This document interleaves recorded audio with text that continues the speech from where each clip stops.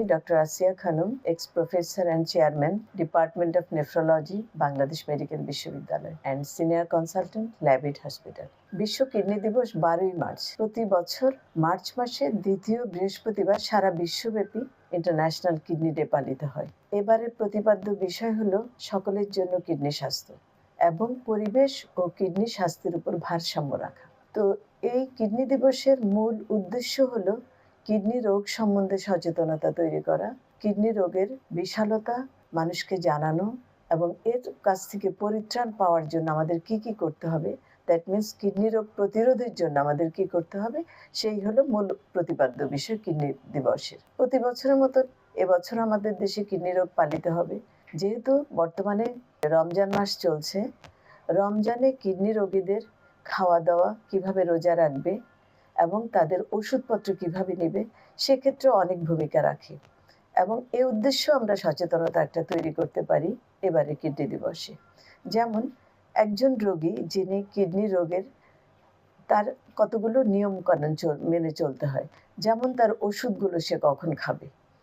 আমরা সকালের ওষুধটাকে বলি সন্ধ্যায় ইফতারের সময় খেতে, আর রাতের ওষুধটা সেহরির সময় খেতে বলি। যদি কেউ ইনসুলিন নেয়, সে নর্মাল সময়ে যে ডোজটা ইনসুলিন নিত, সে ডোজটা সকালের ডোজটা সন্ধ্যায় নেবে, কিন্তু রাতের ডোজটা যেহেতু ভোর রাতে সারাদিন খাওয়া হবে না, অনেকটা সময় সে অভুক্ত থাকবে, সেই জন্য অর্ধেক ডোজ নিতে পারে। অথবা রোগ ভেদে রোগীদেরকে তার চিকিৎসক সেটা ডোজটা নির্দিষ্ট করে দেবে। খাওয়া দাওয়ার ব্যাপারে আমরা রোগীদের বলি পানি কম খাবেন এবং প্রত্যেকটা রোগীকে আলাদাভাবে তার পানির পরিমাপ বলে দেওয়া হয়। এক্ষেত্রে রমজান মাসের সন্ধ্যার দিকে সে পর্যাপ্ত পানি খেতে পারে, যেহেতু সে তার ওষুধগুলো সন্ধ্যার সময় খাবে। আর ভোর রাত্রে আমরা বলি যে কেউ যদি রোজা রাখেন তাহলে সে একটু বেশি করে পানি পান করে নেবেন, সারাদিনের ডিহাইড্রেশন থেকে যাতে মুক্ত থাকতে পারেন। এছাড়াও যাদের কিডনি ফেলিউর আছে, অ্যাটলিস্ট 50% কিডনি খারাপ আছে যার, দ্যাট ইজ সেরাম ক্রিয়েটিনিন যদি 2-এর উপরে থাকে, তাদেরকে কিছু সতর্কতামূলক অবস্থা আমরা মানতে বলি।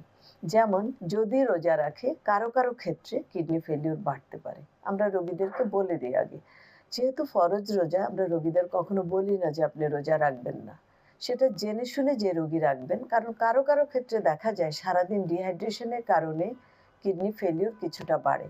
আবার রোজার পরে হয়তোবা কারো কারো ক্ষেত্রে নর্মালে চলে আসে তার আগের পূর্বের অবস্থায়। এক্ষেত্রে রোগীকে কিছু খাদ্যাভ্যাস মানতে হবে। যেমন ইফতারিতে সাধারণত আমরা অনেক ভাজা পোড়া এই খাবারগুলো পরিহার করতে হবে। খেজুর খেলে একটার বেশি না যাদের কিডনি ফেলিউর আছে, কারণ খেজুরে অনেক পরিমাণ পটাশিয়াম, ফসফেট, যেগুলো কিডনি রোগে বাড়ে, শরীরের জন্য ক্ষতিকারক, সেটা থাকে। সেই জন্য আমরা একটার বেশি বলি না। সাধারণত ভাজা পোড়াগুলো অ্যাভয়েড করে ডাল জাতীয়, বেশিরভাগ ভাজা পোড়াই ডাল জাতীয় জিনিস দিয়ে তৈরি, এতে ইউরিক অ্যাসিড রোগীদের বাড়ে, সেক্ষেত্রে এটাকে অ্যাভয়েড করতে বলি। এছাড়া সাধারণত ফলমূল, চিড়া, দই এসব খাবারকে আমরা এনকারেজ করি যে আপনি খাবেন। আর খাবারের বেলায় তার আগের যে নিয়ম ছিল, কি পরিমাণ প্রোটিন খাবেন, কি পরিমাণ কার্বোহাইড্রেট খাবেন, ফলমূল খাবেন, সে নিয়মগুলো অপরিবর্তিত থাকবে। এবং রোজার সময় রোগীরা যাতে ডিহাইড্রেশনের কারণে ডিহাইড্রেটেড না হয়, কারণ বেশিরভাগ যদি পানি শূন্যতা থাকে, সেক্ষেত্রে রোগীর অনেক সময় দেখা যায় প্রেশার কমে যায়, রোগীর কিডনি ফেলিউর বাড়তে থাকে। তো এই জিনিসগুলো কেউ যদি অসুবিধা ফিল করেন তাহলে তাৎক্ষণিকভাবে ডাক্তারের পরামর্শ নেবেন। ধন্যবাদ।